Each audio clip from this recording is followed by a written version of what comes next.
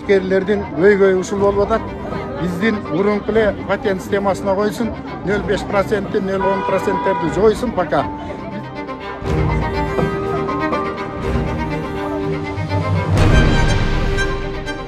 Patentli delek içine götür. 0,5%'ga maqul emas. Yok, men maqul emas. 8 millionga jetmesengiz nima to'lamaysiz otpay alganda bor. Yok, baga alanday bolboyt qo'y. Сатам. Мен ушул товарымачы 10% штраф төлөтөт экен. Себеби мен счет фактура жок товар алып турмун да.